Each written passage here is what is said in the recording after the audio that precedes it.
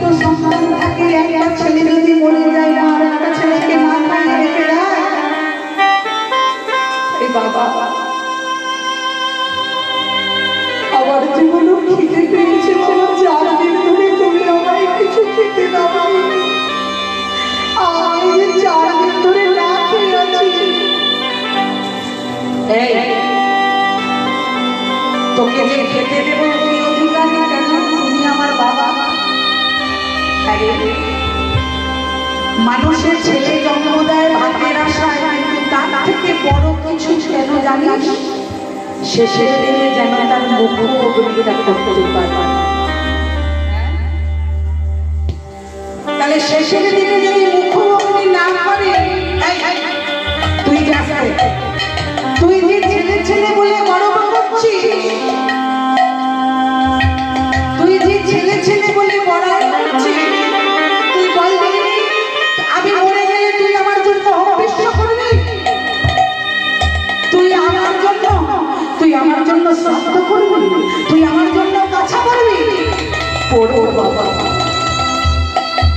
আমি কথা দিলাম,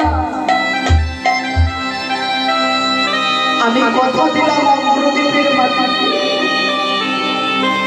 আমি তোমার জন্য শ্রাদ্ধ করবো, তোমার জন্য 1 মাস অসুবিসন্ন খাবো, আর আমি তোমার জন্য এই অমরদ্বীপের মাটিতে দাঁড়িয়ে কাছা ধরে তোমার পিণ্ড দান করবো। করবি বাবা? এবার তো আমার খাইয়ে দাও।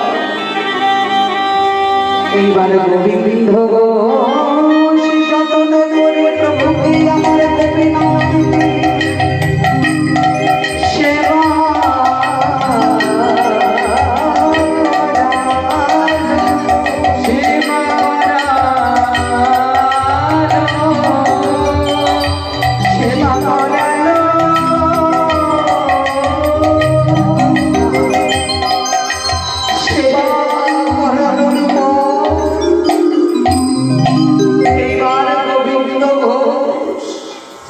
গোপীনাথকে বলছি, তুই তো আমাকে বাবা বলেছিস, তার থেকে তুই আমার ছেলে, আমার জন্য একটা কাজ করবি? বলো বাবা কি কাজ? ওই কর্তালটা মন্দির থেকে নিয়ে আয়, মন্দির থেকে ওই কর্তাল যেটা নিয়ে এসে আমায় একটু নাম শোনাবি। শোনাবো বাবা, শোনাবো। এই জগতে ভক্তরা ভগবানকে নাম শোনায়, কিন্তু আজ পুত্র রূপে গোপীনাথ তোমাকে বাবা নাম শোনাবে।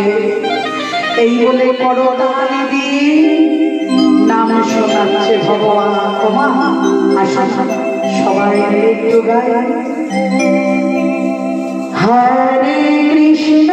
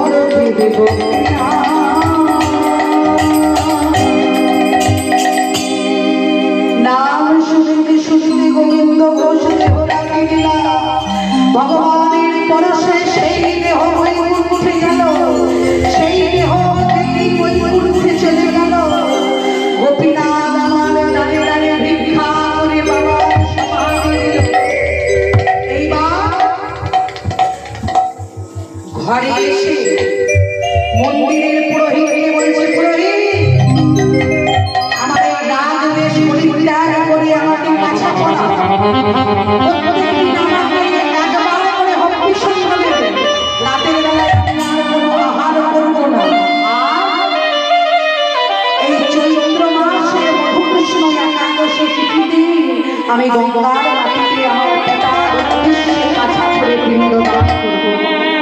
যাও সকলকে গিয়ে বলে দিও, সকলে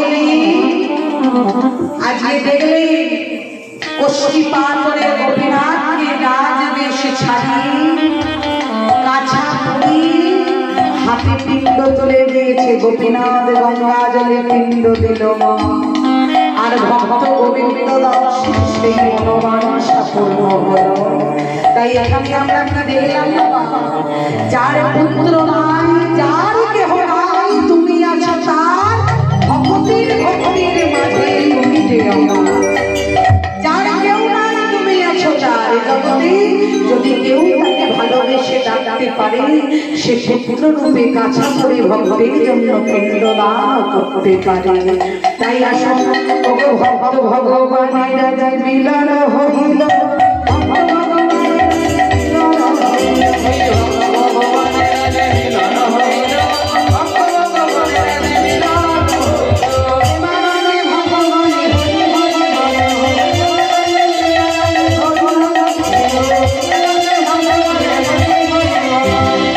আজ মিলন হলো গো, মিলন হলো।